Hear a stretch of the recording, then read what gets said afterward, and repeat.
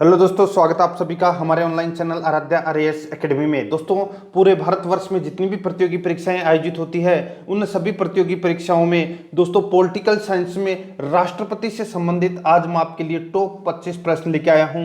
और ये प्रश्न है, ये आपकी प्रतियोगी परीक्षा के लिए अत्यंत महत्वपूर्ण है। और मैं आपको गारंटी से कह सकता हूँ, आपने दोस्तों इसमें से 25 में से 15 प्रश्न तो कभी पढ़े ही नहीं होंगे।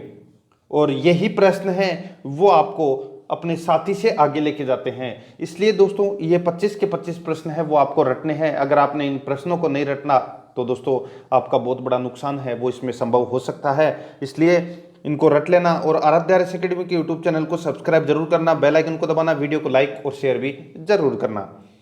तो चलिए दोस्तों शुरू करते हैं। आज का अपना इसमें पहला प्रश्न है, देखिए, निम्नलिखित 3 प्रकार के संकटों में से राष्ट्रपति ने किसकी घोषणा सबसे अधिक की है। देखिए दोस्तों, मैं आपको बता दूं कि राष्ट्रपति को 3 तरह की आपात स्थितियों में असाधारण शक्तियां प्रदान की गई है। और वो कौन कौन सी है, तो देखिए, राष्ट्रीय आपातकाल आर्टिकल 352, राष्ट्रपति शासन आर्टिकल 356 और वित्तीय आपातकाल आर्टिकल 360 है। अब इन तीनों में से सबसे ज्यादा प्रयोग है वो किसका किया गया है, ये अपने को बताना है। तो देखिए, इसमें सबसे ज्यादा प्रयोग आप सभी को पता है राष्ट्रपति शासन का किया गया है। और राष्ट्रपति शासन क्यों लगता है, यानी कि वहां पर संविधान का उल्लंघन हुआ हो, यानी कि वहां पर संवैधानिक संकट हो, इसलिए राष्ट्रपति शासन सबसे ज्यादा बार लगा है। तो इसका राइट आंसर हो जाएगा संवैधानिक संकट। संवैधानिक संकट की वजह से राष्ट्रपति ने सबसे अधिक घोषणा है वो इसी की है। ठीक है, तो इसका right answer B number option हो जाएगा। जैसे किसी राज्य के अंदर सरकार नहीं चल रही है, वहां पे संवैधानिक संकट आ गया, तो वहां पर दोस्तों राष्ट्रपति शासन का प्रयोग होगा। ठीक है, आगे देखिए, राष्ट्रपति राज्य में संवैधानिक संकट की घोषणा कब कर सकता है। ठीक है, राष्ट्रपति राज्य में संवैधानिक संकट की घोषणा कब कर सकता है। तो यहां पे देखिए दोस्तों, कब कर सकता है, मैं आपको डायरेक्ट बता देता हूं, यदि वह संतुष्ट हो कि ऐसी परिस्थितियों में राज्य सरकार को संविधान के अनुसार चलाना संभव नहीं है।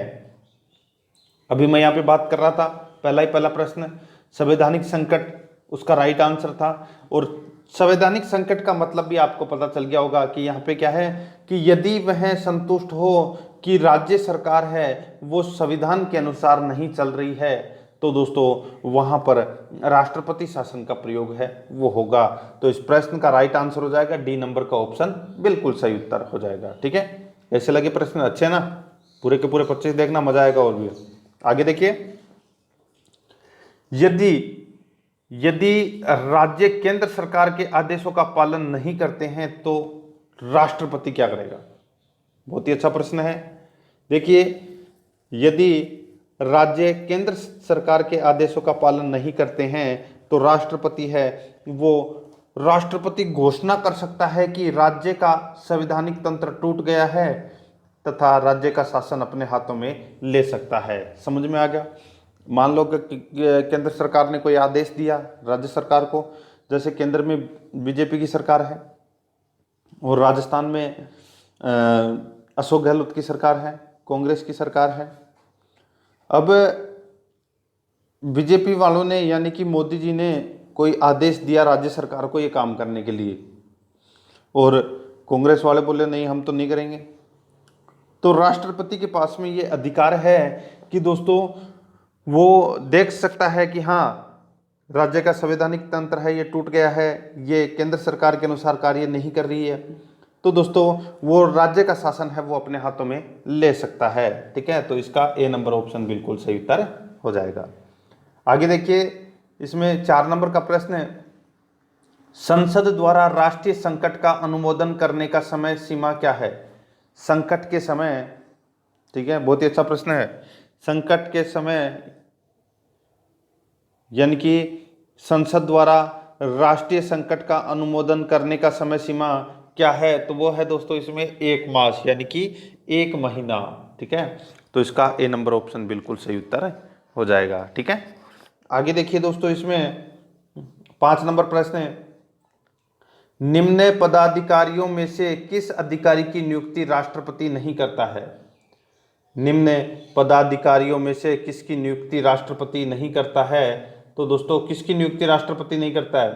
तो देखिए, सर्वोच्च न्यायालय के न्यायाधीश की नियुक्ति राष्ट्रपति करता है साहब, बिल्कुल सही है।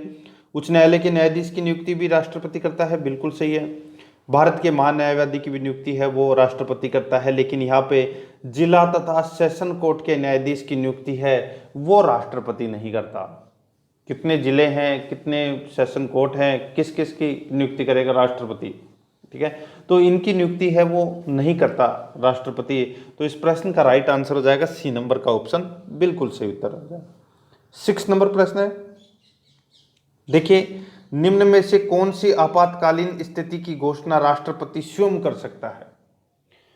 यहां पे देखिए, मैंने आपको भी बताया था कि आपातकालीन यानी कि राष्ट्रीय आपातकाल आर्टिकल 352, ठीक है, इसके बारे में मैंने आपको बताया था। अब दोस्तों ये जो आपातकाल है, ये इनमें से कौन सी स्थिति ऐसी है, 4 ऑप्शन आपके सामने है, ठीक है, इनमें से कौन सी ऐसी स्थिति है उनकी वो स्थिति की दोस्तों उस स्थिति को देख के स्वयं राष्ट्रपति है वो घोषणा कर सकता है बिना किसी को पूछे बगैर, ठीक है। तो कौन सा है वो, देखिए ऑप्शन देखते हैं।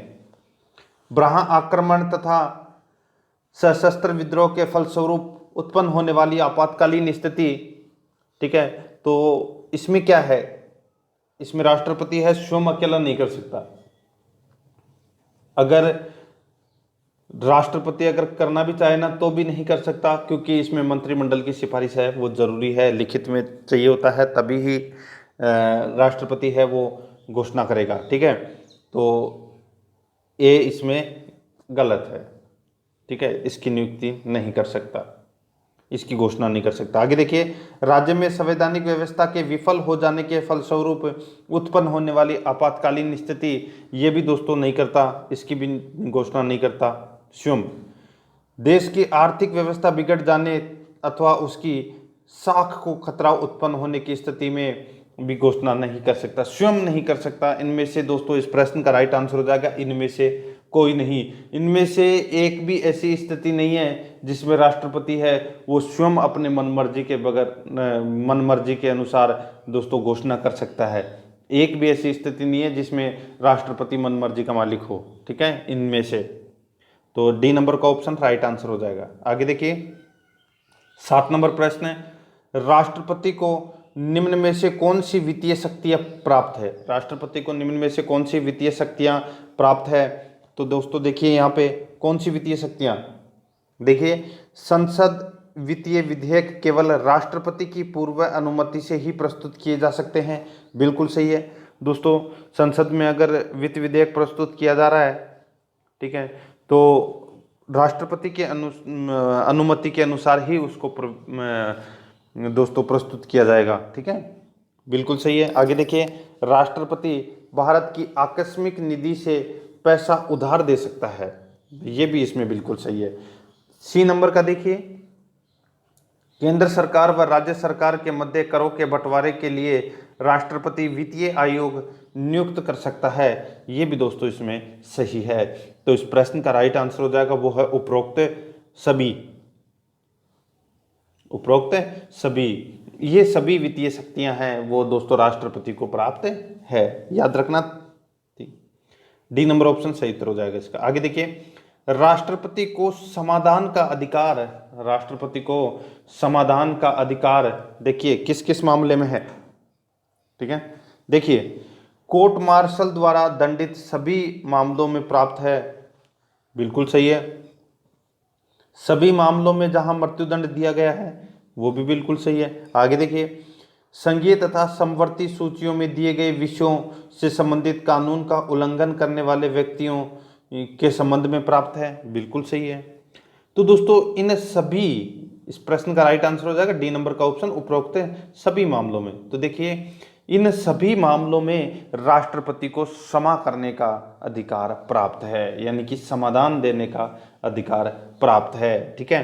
तो इसका डी नंबर ऑप्शन सही उत्तर हो जाएगा। आगे देखिए, 9 नंबर प्रश्न है, राष्ट्रपति को अध्यादेशों द्वारा कानून बनाने का अधिकार है, राष्ट्रपति को अध्यादेशों द्वारा कानून बनाने का अधिकार है, तो दोस्तों वो है यदि संसद का अधिवेशन न चल रहा हो, यानी कि अगर संसद का अधिवेशन नहीं चल रहा हो तो दोस्तों राष्ट्रपति को अध्यादेश द्वारा कानून बनाने का अधिकार है, वो प्राप्त है। ठीक है, तो इसका राइट आंसर हो जाएगा ए नंबर का ऑप्शन बिल्कुल सही उत्तर।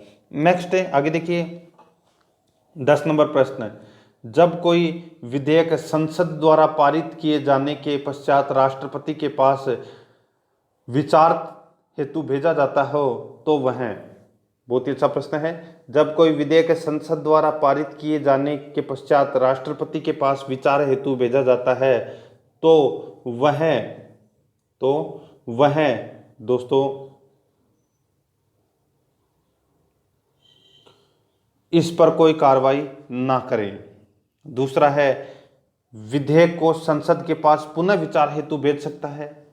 ठीक है, या तो उसके ऊपर कोई कार्रवाई करेगा नहीं, या फिर उसको संसद के पास में पुनः विचार करने के लिए भेज सकता है। तो ये दोनों ही कार्य कर सकता है, ये राष्ट्रपति के ऊपर डिपेंड करता है। तो इसका राइट आंसर हो जाएगा निम्न दोनों, सी नंबर का ऑप्शन बिल्कुल सही उत्तर हो जाएगा। आगे देखिए 11 नंबर का प्रश्न है, राष्ट्रपति को राज्यसभा में कितने ऐसे व्यक्ति को मनोनीत करने का अधिकार है जिन्होंने कला, साहित्य तथा समाज सेवा इत्यादि के क्षेत्र में विशिष्टता प्राप्त की है। ठीक है, अब देखिए दोस्तों, यहाँ पे आप सभी को पता है कि राज्यसभा के अंदर कितने सदस्य मनोनीत करता है, तो टोटल 12 सदस्य है वो दोस्तों मनोनीत करता है। ठीक है, राष्ट्रपति और लोकसभा में 2, यानी कि टोटल 14 सदस्य है वो मनोनीत करता है राष्ट्रपति। ठीक है, तो यहाँ पे बात हो रही है कला, साहित्य और समाज सेवा, और राज्यसभा की बात हो रही है, तो राज्यसभा में 12 सदस्य है वो मनोनीत करता है। सी नंबर ऑप्शन बिल्कुल सही उत्तर हो जाएगा। आगे देखिए दोस्तों, इसमें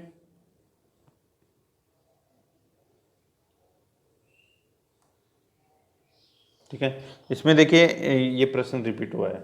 आगे देखिए, भारत का राष्ट्रपति संसद में अधिक से अधिक कितने एंग्लो इंडियन सदस्यों को मनोनीत कर सकता है?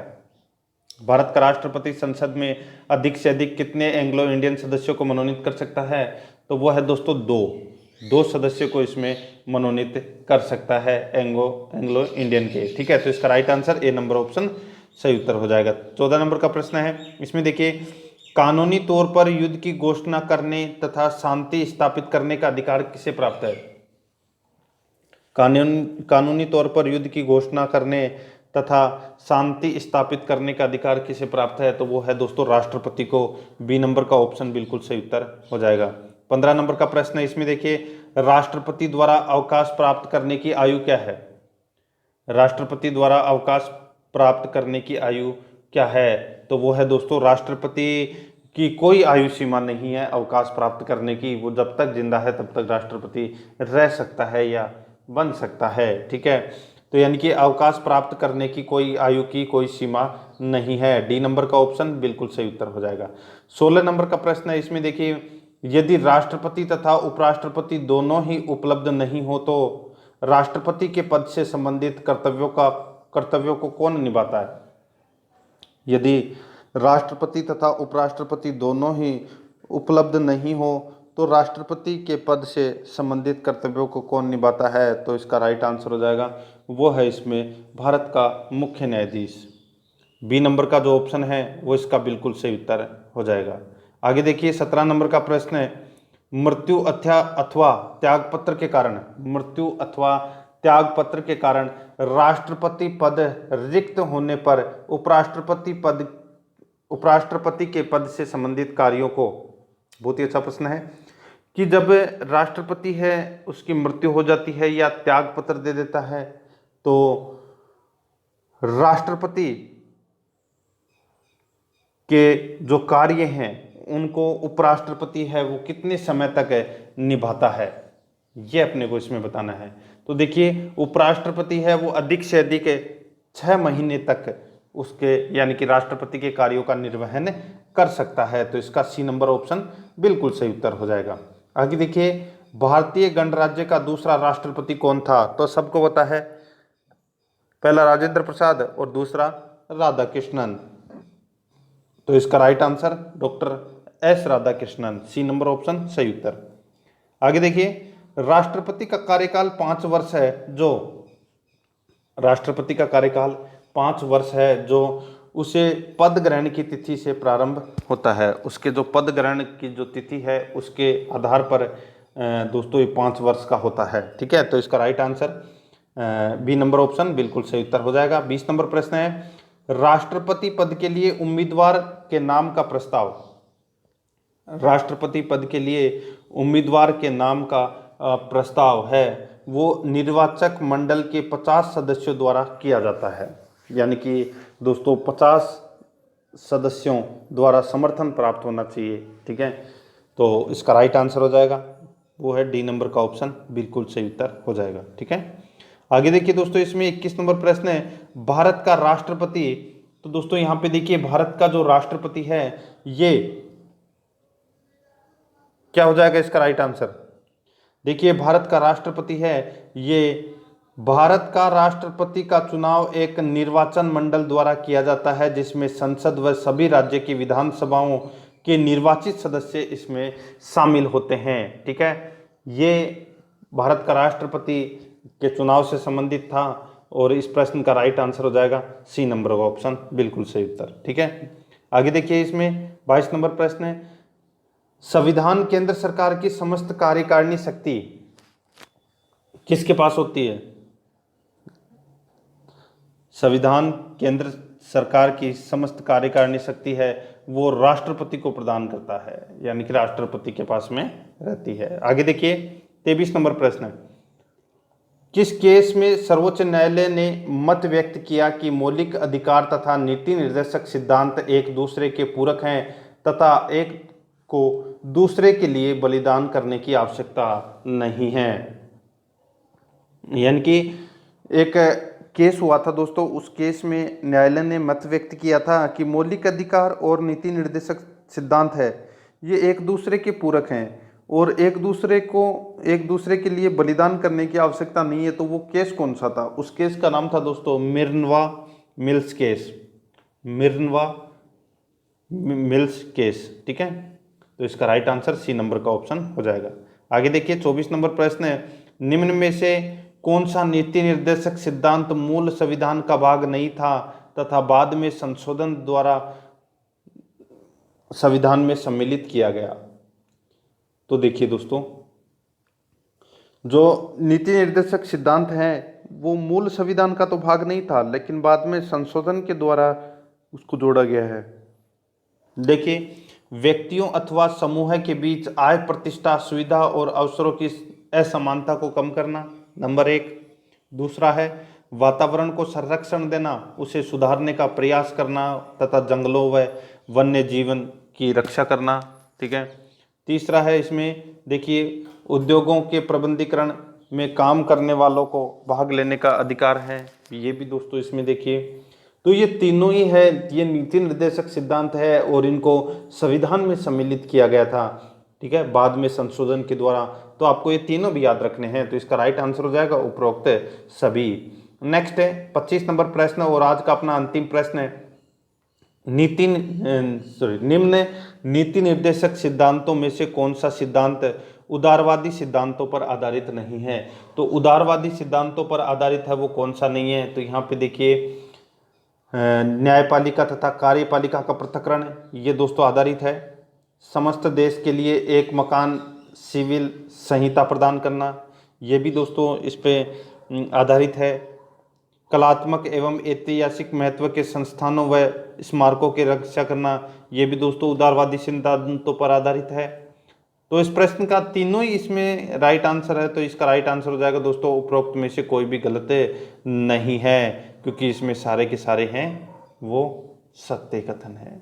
ठीक है, तो इसका राइट आंसर हो जाएगा वो है डी नंबर ऑप्शन। तो दोस्तों ये मैंने आपको जो 25 प्रश्न करवाए हैं कैसे लगे, राष्ट्रपति से संबंधित प्रश्न थे।